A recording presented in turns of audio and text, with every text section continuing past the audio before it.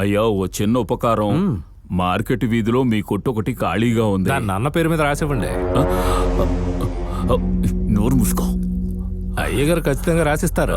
అయ్యగారి కోసం నువ్వు ఎంత చేసుంటావు. ఇప్పుడు అయ్యగారు వంతు.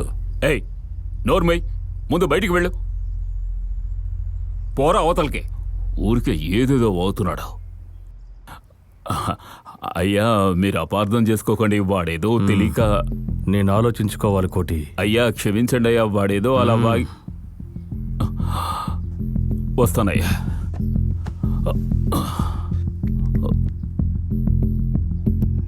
ముందు నీ నోటిని కుట్టేయాలి. నోటికి వచ్చినట్టు ఏదేదో వాగుతావా?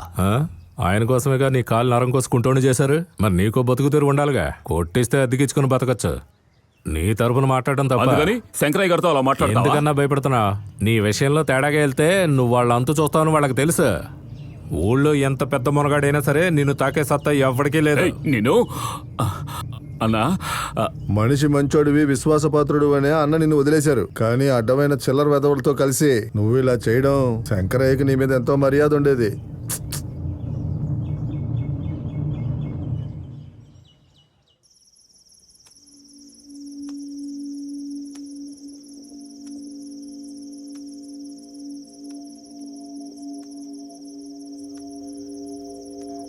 అన్నా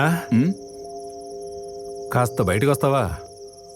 అయినా నువ్వెందుకు వచ్చావు? నా వల్లే కదా నీకు శంకరయ్య గారికి మనస్పర్ధలు. నేను ఆయనతో మాట్లాడతాను, నువ్వు బయటికి రా అన్నా.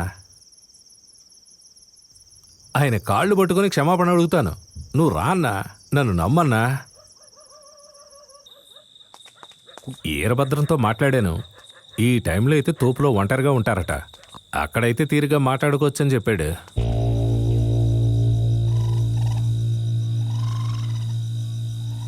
వచ్చేస్తారు.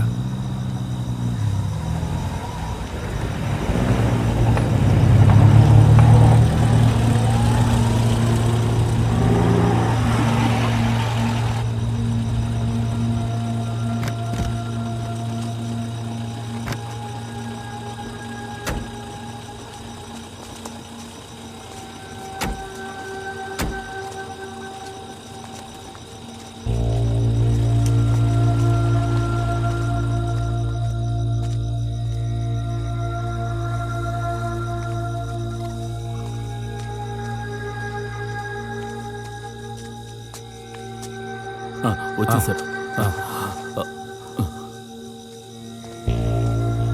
ఎవరది? నేనండి, కోటిని. నమస్కారం అండి. ఏం కావాలి? ఏం లేదయ్యా, మిమ్మల్ని క్షమాపణ అడుగుతానన్నాడు, అందుకే వాడిని తీసుకొచ్చాను. ఏయ్ కత్తెందుకు తెచ్చావురా?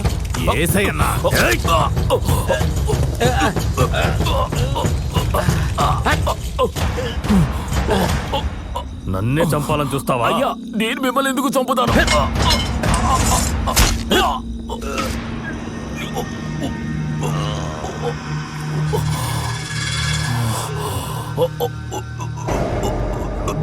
సోమయ్య,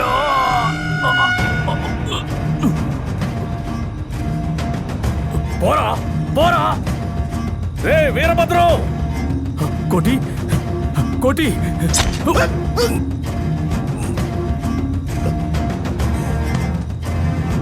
అయ్యా అయ్యా!